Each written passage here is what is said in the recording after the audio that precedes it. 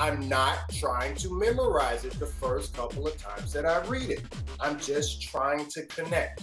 So that's my first thing. So since we've got a little bit of time, I'm gonna elaborate a little bit for you. I'm gonna go back and take you back to when I was a kid. Have you ever heard of the Awana Bible Camp? Not yet. Okay, so I'm from a small town, farm town in Illinois, and they used to pick up the kids around town and they would take them to this Awana Bible Camp. It's kind of like a retreat. There's a church with different buildings, and when you go there, they would teach you the Bible.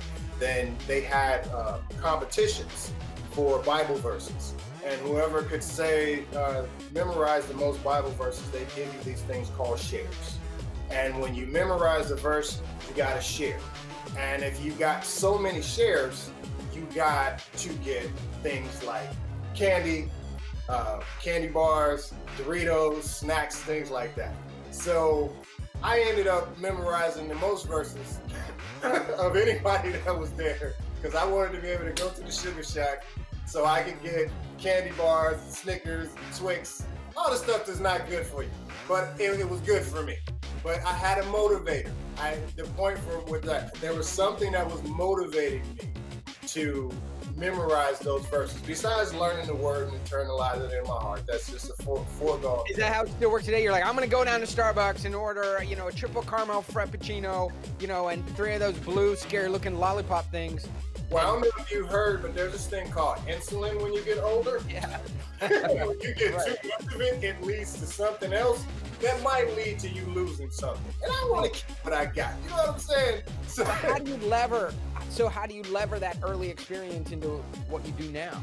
So the way in which that I learned, and I basically learned the technique, if you will, early on, besides having something that's driving me to make sure that some end goal, some prize that's driving me, I have to do this, which is the most important mind frame.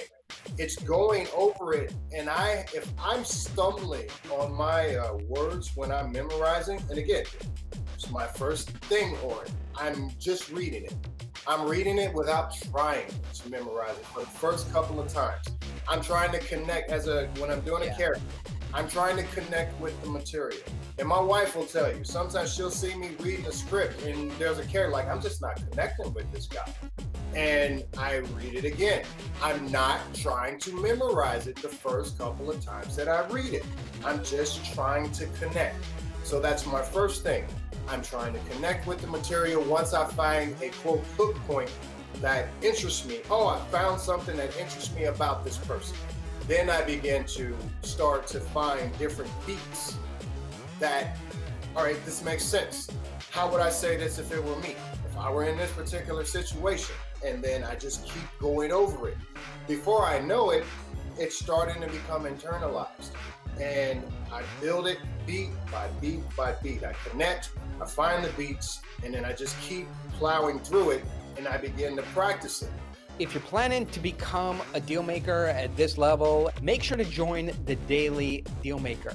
We get into one little piece of this daily, and so you're just stacking and stacking and stacking these tools and tactics and strategies until they come out of you as naturally as they come out of me and the people that I work with. Add the tips, tools, strategies, tactics a little bit every day, and by the end of a year, you'll be a totally different, new, improved person and a very strong deal maker.